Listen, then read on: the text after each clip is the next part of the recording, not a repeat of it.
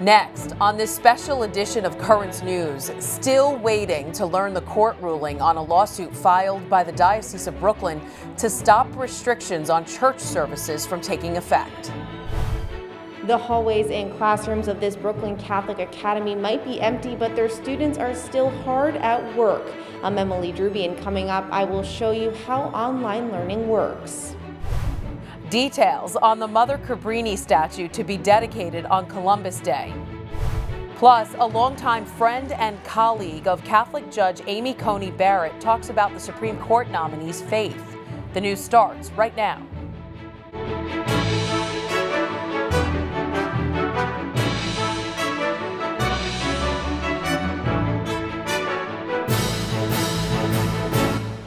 Hello, I'm Christine Persichetti. You're watching a special edition of Currents News. A federal judge has ruled on a lawsuit filed by Jewish organizations in Brooklyn denying an injunction to temporarily pause restrictions on synagogues in hotspot zones. The Brooklyn Diocese also filed suit seeking to stop restrictions at Catholic churches, and we're still waiting for a decision on that. Currents News' Jessica Easthope details the efforts that have been made by the Bishop of Brooklyn.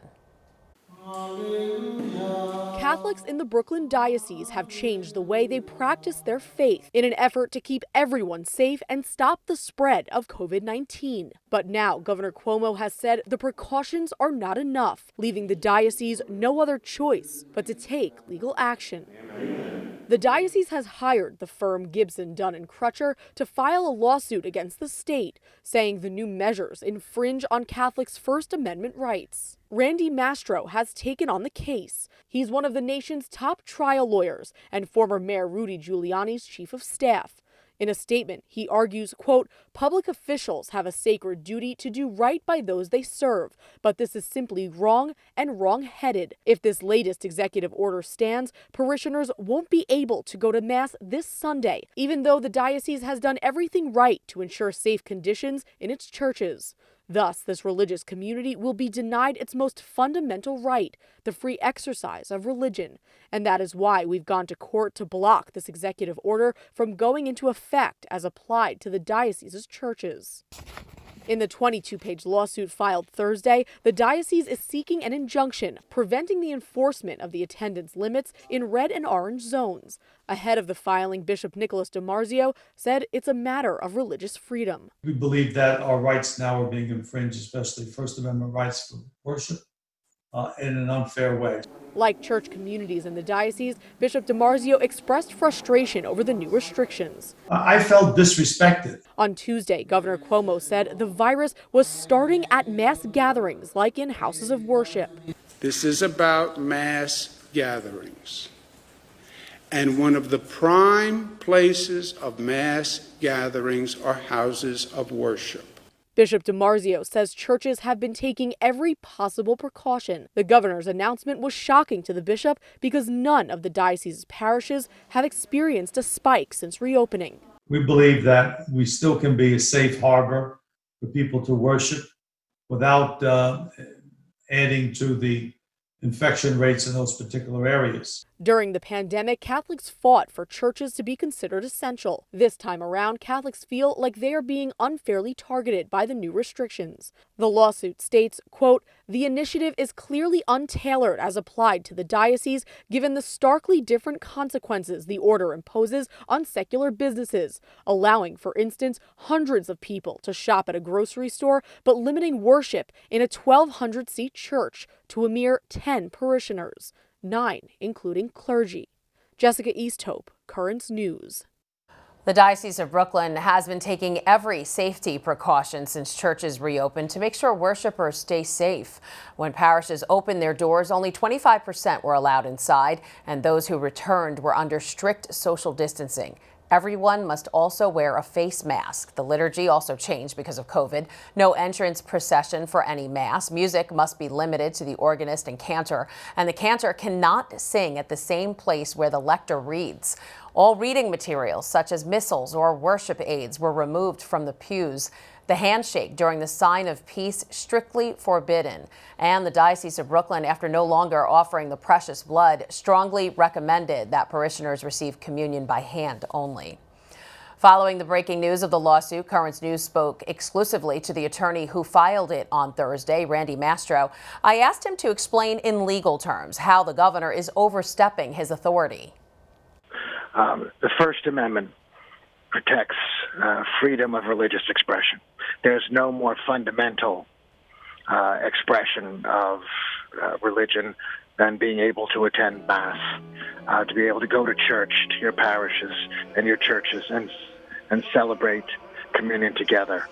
For months now, in this diocese, there have been the safety precautions taken, every rule complied with, and there have been no outbreaks, no incidences of COVID. The diocese has gotten it right. So there's absolutely no basis, no legitimate reason for imposing stricter requirements on the Roman Catholic churches in these particular, what the governor calls, hot zones. It's not happening in the diocese churches and parishes. It's happening in other communities. There is no basis, that's what the governor says. There's no basis, therefore, under the First Amendment, for such an intrusion on freedom of religion. Yeah, so how can the governor allow certain gatherings, like protests, for example, but then say controlled gatherings where strict protocols are being followed are mass gatherings? It's some of the distinctions that have been made are themselves irrational and point out that the line drawing that's been done here doesn't work, and it isn't fair, and it isn't constitutional. For example, in some of these so-called hot zones, non-essential businesses, other than in extreme cases, are going to be allowed to continue to function and welcome as many customers in their stores as they want. How does that make any sense? Our churches and parishes practicing all of the proper safety protocols implemented by a commission within the diocese headed by the former head of emergency management for the city, Joseph Esposito, and having seen those protocols working and complying with every mandate and every dictate, but still allowing people to congregate and enjoy the Sunday Mass, to now say, oh no, you're thrown in and you have to stop doing that. It's sad, it's tragic, it's sad, it's harmful, and most of all, it's unconstitutional. How confident are you that the courts will rule in the diocese's favor? I'm confident in how the court will rule because the case law is so clear. And there have been so many cases that have established that the government cannot go this far and cannot invade the free exercise of religion without any legitimate reason, let alone a compelling one, which is what is constitutionally required. That was Randy Mastro, a partner from Gibson, Dunn & Crutcher. You can check on the Tablet newspaper's website, thetablet.org, for the latest updates on this story. Again, that's thetablet.org. As Mr. Mastro said, similar religious liberty lawsuits challenging COVID-19 restrictions have been filed across the United States. Here's a few of them. In Southern California, a Catholic priest sued Governor Gavin Newsom, saying the restrictions interfere with Catholic worship. In July, 3 California churches sued the governor, seeking to overturn his ban on singing during services. In Minnesota, a lawsuit was filed against the governor there, challenging 6-foot mandates. In D.C., a Baptist church and more than 30 U.S. senators filed suit against the mayor over mass gathering restrictions. And in New York City, both Orthodox Jews and Catholics sued the mayor and the governor for selective enforcement of mass gatherings at the height of racial justice protests. The federal court there ruled that it is wrong to limit religious services, yet condone protests. The Archdiocese of New York is standing in support of the lawsuit filed by the Brooklyn Diocese. A statement released Friday reads, "The Archdiocese says it is unfair to arbitrarily close, even temporarily, churches which have been operating without a spike in coronavirus cases simply because other institutions have not yet been able to do so." The The Diocese of Brooklyn's lawsuit seeks to defend their First Amendment right to continue to safely worship and operate their parishes, and we support their effort. Leaders of the Orthodox Jewish community also filed suit against the state to prevent restrictions from going into effect. The organization Agudath Israel of America, along with other Jewish groups, brought the lawsuit. There have been demonstrations against the new restrictions throughout this week in Borough Park. Governor Cuomo's office issued a statement in response to the lawsuit saying, quote, "We've been sued virtually every day for every action taken. We're concentrating on reducing the virus in these hotspots and saving lives, period." The sudden switch to remote learning, while not wanted, is going smoothly for Catholic schools in the hot zones. Currents News' Emily Druby visited Our Lady of Grace in Gravesend and shows us how it's working. Good morning, everyone. Stephanie Campanella energetically greets her first class of the day over Zoom. So let's break down this question. Teaching her math and science students online who for about a month were right here in her classroom. That changed quickly on Monday with this announcement. We're going to close the schools in those areas tomorrow. Stephanie's school, Our Lady of Grace Catholic Academy in Gravesend, Brooklyn, shut down for being in a COVID hotspot, switching to remote learning with less than 24 hours notice. Okay, we all have our notebooks? Stephanie says the new school day looks very similar to the old, especially since they still have live classes. Honestly, it's as if we were still in the building. There is a lot more work that goes with it because you have to make sure that you find all the different videos, extra videos. The technology for these classes has improved so much since the first time they were forced shut back in March. For example, this camera creates a much clearer picture of the teacher, while this camera allows them to project written images onto their Zoom. We try to keep our enthusiasm level as much as we can, as if the students were in class. We play different games with them on Zoom. On Thursday, that included an escape the room themed game. So they have to answer the questions. Problem solving made fun. We got to do teams, so it was really fun. We were competing. It makes it more interactive than just sitting and doing assignments. Our Lady of Grace is one of 10 Catholic schools in the red and orange zones forced to close with the new COVID restrictions. The over 2,700 kids affected have had to switch to an online learning model. Into an improper fraction. It's a lot of extra work, but Stephanie says she's happy to do it, adding the only real challenge has been seeing her students sad to be home. We were all so excited to be back. I mean, just to see the students' smiles. She also felt bad for parents that had less than a day to find childcare. Parents are still paying tuition during this time. It's not yet clear how long the school will have to remain closed, but we do know that it will be 14 days minimum. In Gravesend, Brooklyn, Emily Druby, Currents News. Schools in the Diocese of Brooklyn started preparing to open back in June, and all the academies passed inspections conducted by city health officials. All of the schools require students to wear masks all day throughout the school building. Desks are set up 6 feet apart. Signage promoting hygiene, illness, mask, and distance requirements cover the buildings. There are daily health screenings of everyone who enters the building in line with state guidelines. Procedures are in place if a positive case is detected or suspected. And finally, each school is cleaned on a daily basis using CDC-approved sanitizers and disinfectants. Weekly testing of all public schools in the yellow zone started Friday. It's not clear yet if private schools will be included in that measure. There are more than 30 Catholic academies in the yellow zone. I want to make very, very clear, all staff, all students, we need full participation. It is a requirement of being part of the in-person school community. The mayor says all test results will be sent to parents and schools within 48 hours. Parents can sign their child's consent forms at schools.nyc.gov/COVID testing. And to see if you're currently in one of the cluster zones, go to nyc.gov/COVID zone. There you can enter your zip code and readily have that information. There's more news headed your way. Details on the Mother Cabrini statue to be dedicated on Columbus Day, plus an arrest in the desecration of a statue of the Blessed Mother. And will Judge Amy Coney Barrett's faith impact her decision-making? Now you can help us put your faith in the news. The next time you capture a newsworthy event, send us your pictures or video. It's easy. Go to netny.tv/send us, and you may see your submission on Currents News.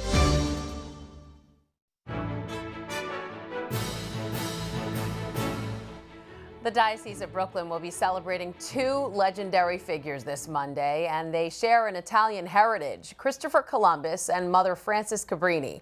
The saint who called Brooklyn home was originally snubbed by the city a year ago until the Bishop of Brooklyn stepped in to rightfully honor the patroness of immigrants. Currents News' Emily Druby looks back at how that story unfolded.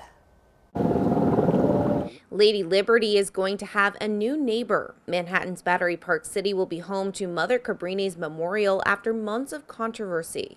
It's a good thing that it's resolved, that finally, with the state's intervention, hopefully it will be something that does give to Mother Cabrini the honor she deserves. Brooklyn's Bishop Nicholas DiMarzio has championed the cause to honor the patroness of immigrants, known for serving the needy, opening schools and orphanages. The statue will be facing the Statue of Liberty in Ellis Island, connecting Mother Cabrini's mission of reaching out to the immigrants with the national story of immigration as symbolized in the Statue of Liberty. John Heyer is on Governor Cuomo's Mother Cabrini Commission, co-chaired by Bishop DiMarzio and the Columbus Citizen Foundation's Angela Vivolo.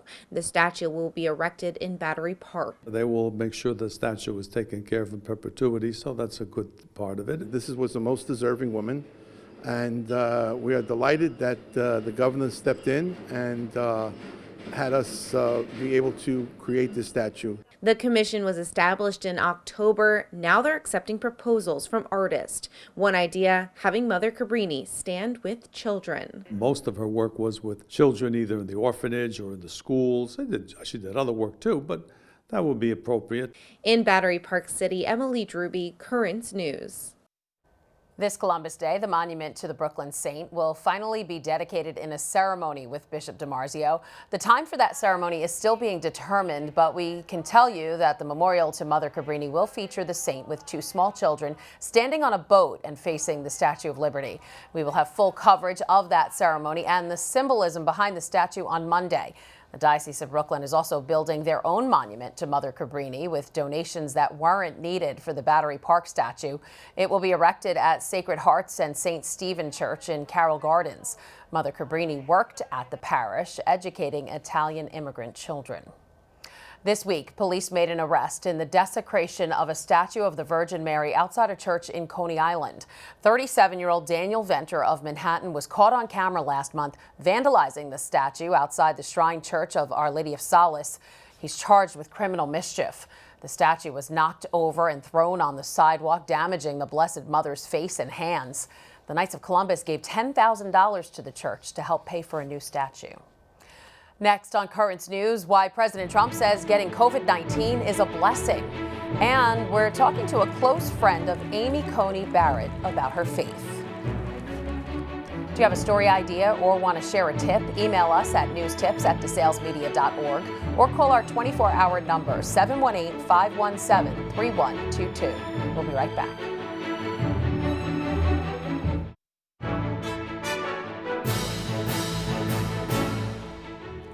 President Trump is working inside the Oval Office again, but he stepped outside on Wednesday to call his coronavirus diagnosis a blessing from God and Regeneron's antibody cocktail a possible cure.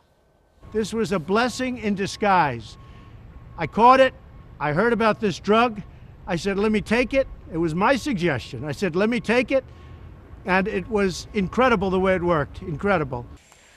The president took a number of other treatments for the virus as well, but he says he believes that was the key.